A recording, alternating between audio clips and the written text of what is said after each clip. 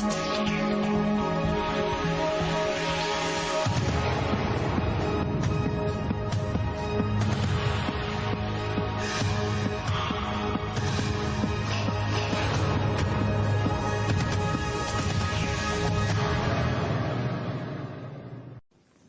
اللہ الرحمن الرحیم. السلام علیکم ناظرین. اسٹرائک 3 میں ذکی الرحمان ایک دفعہ پھر آپ کو کہتا ہوں خوش آمدید. ناظرین, جیسے آپ کو پتا ہے ہمارا پروگرام اسٹرائک 3 ہر ہفتے, جیسے ہفتے میں 2 دفعہ ہوتا ہے, ہر ہفتے بہتری کی طرف گامزن ہے. ہماری جو کوشش تھی کہ یوتھ کی آواز آپ تک پہنچانا, اور رہے گی انشاءاللہ, یوتھ کا پرسپیکٹو, اور اسپیشلی پاکستان آج کل جن کرائسس میں, جیسے ہم نے کرائسس آف آئیڈینٹی کی بات کی, اسپیشلی یوتھ کے حوالے سے, ان کرائسس کا سولوشن ہم یہاں پہ بیٹھ کے اپنے نوجوان دوستوں کے ساتھ, جو اسٹرائکرز ہیں تینوں, ان کے ساتھ بیٹھ کے کوشش کرتے ہیں کہ اس کا کوئی سولوشن نکل آئے. تینوں اسٹرائکرز میرے ساتھ پھر ایز یوزول بیٹھے ہوئے ہیں, اٹھنے کا نام نہیں لیتے یہاں سے, ہفتے میں 2 دفعہ ضرور آتے ہیں آپ کے سامنے. جی ماشاءاللہ, فہیم, فاطمہ اینڈ حارث, ان سے آپ کی جان پہچان آلریڈی ہے. جیسے آپ کو پتا ہے کہ فرائیڈے کے دن ہمارا ایک گیسٹ بھی ہوتا ہے پروگرام میں. آج جو میرے ساتھ گیسٹ ہیں وہ ہیں سید زید زمان حامد صاحب, سیکورٹی اینڈ ڈیفنس اینالسٹ ہیں. جی آپ کو خوش آمدید کہتا ہوں پروگرام میں. زمان صاحب کیسے ہیں آپ؟ الحمدللہ ٹھیک ٹھاک. ناظرین کو بھی بتاتے چلوں, اور سر آپ کو آلریڈی جیسے میں نے بتایا کہ آج ہمارے پروگرام کا جو عنوان ہے اسپیشلی وہ ہے آج کا نوجوان, اور پھر اس کے بعد مستقبل کا پاکستان, اس کے حوالے سے بات کریں گے. لیکن سب سے پہلے جو ہم ہر ایک پروگرام میں کوشچن اٹھاتے جا رہے ہیں اور اس کے مختلف جوابات آتے جا رہے ہیں مختلف گیسٹس کے حوالے سے, ٹیلی فون کالز پہ بھی لوگ بتاتے ہیں, آپ کے خیال میں پاکستان کا نوجوان آج کہاں کھڑا ہے؟ دیکھیے, پاکستان کا نوجوان, اگر ہم مختصراً صرف آپ کو یہ بتائیں کہ اس سے زیادہ اویئر جنریشن ہم نے پیدا نہیں کی پاکستان کی تاریخ میں. اس سے زیادہ بیدار, اس سے زیادہ اویئر, اس سے زیادہ سینسیبل جنریشن ہمارے پاس نہیں. لیکن ایٹ دا سیم ٹائم یہ سب سے زیادہ کنفیوز جنریشن بھی ہے, اور اس کی وجہ یہ ہے کہ پاکستان بننے کے بعد جو 60 سال 62 سال جو ہمارا آئیڈیولوجیکل ایسٹ تھا, جس کی بنیاد پر ہم نے اتنا بڑا ملک بنایا تھا. جی, پاکستان بنا کیا تھا؟ Pakistan is not a country.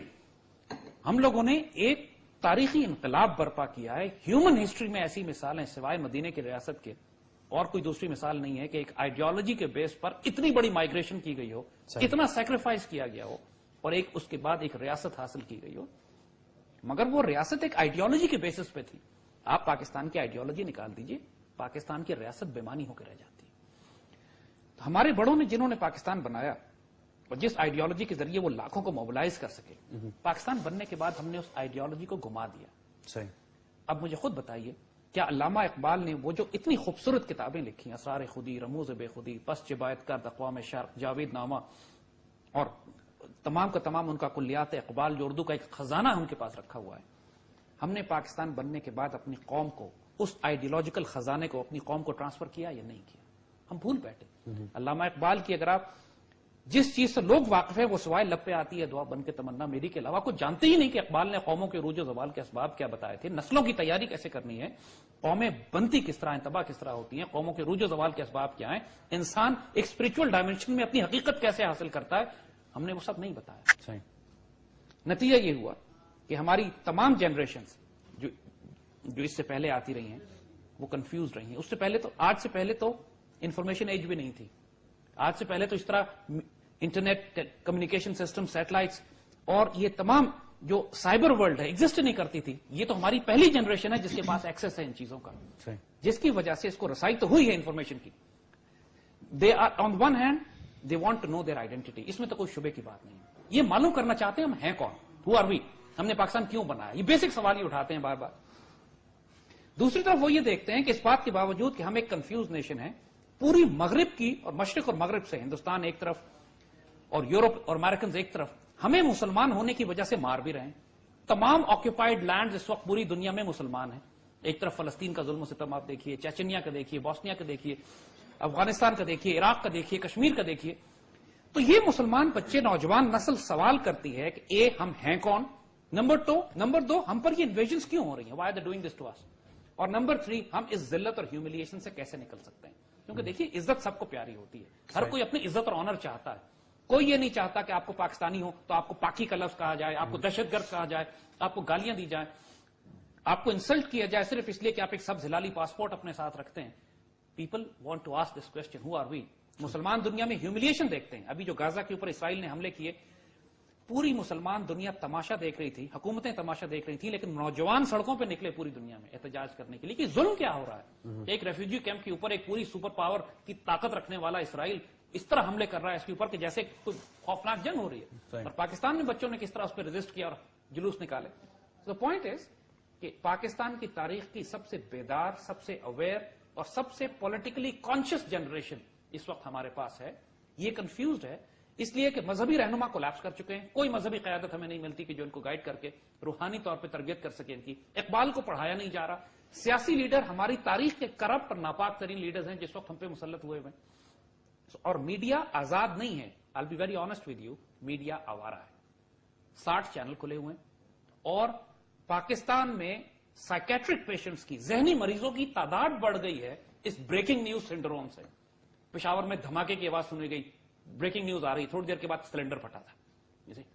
So this mindset which is cheap journalism, which is گھٹیا پروپیگیشن ٹو بی آنےسٹ, اور اس کے نتیجے میں قوم جو ڈپریشن کا شکار ہو گئی ہے.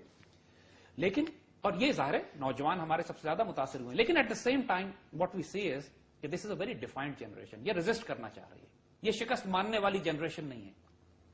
لہذا what I feel today is کہ ہم اپنی تاریخ کے سب سے حیرت انگیز دور میں داخل ہو چکے ہیں کہ جہاں ہمیں ایسٹ پاکستان کے بعد سب سے بڑے چیلنج کا مقابلہ ہے, اور دوسری طرف سب سے زیادہ بیدار جنریشن ہمارے پاس ہے کہ جو ریزسٹ کر کے پاکستان کے جھنڈے کو بلند رکھنا چاہتی ہے. اب نوجوان ملک چھوڑ کر بھاگنے کی بات نہیں کر رہے, اب یہ بات نہیں کر رہے کہ ملک ٹوٹ جائے گا اور ہم کولیپس کر جائیں گے. The response from the youth is we'll stay, we'll fight back and we'll reclaim the land. تو الحمدللہ ہمیں تو ہر آنے والا دن پچھلے دن سے بہتر نظر آ رہا ہے. I am most hopeful, I am most fascinated by this new generation that we have. جی فہیم, میں تھوڑا سا آپ سے آئی ایگری ود یو, مطلب بہت اچھی بات ہے, لیکن تھوڑا سا میں پوچھنا چاہوں گا کہ ہماری یوتھ, آپ نے خود کہا کنفیوزڈ ہے اور بیدار بھی ہے, چلیں مطلب they are asking questions, that's a good, that's a positive thing. لیکن اس سارے کے ہونے کے باوجود بہت سارے لوگ جنہیں ہم ملتے ہیں وہ مطلب ینگ لوگ ہیں, وہ اپنے آپ کو بھی دیکھتے ہوئے اور اپنے ماحول کو دیکھتے ہوئے بھی ڈس اپوائنٹڈ بہت زیادہ محسوس کرتے ہیں. مطلب ایک مایوسی کا ایک ہے, مطلب وہ لیول جس کو ہم شاید اتنی آرام سے رد نہیں کر سکتے. یہ کہہ دینے سے کہ مایوسی نہیں ہے تو آپ انکار نہیں کر سکتے.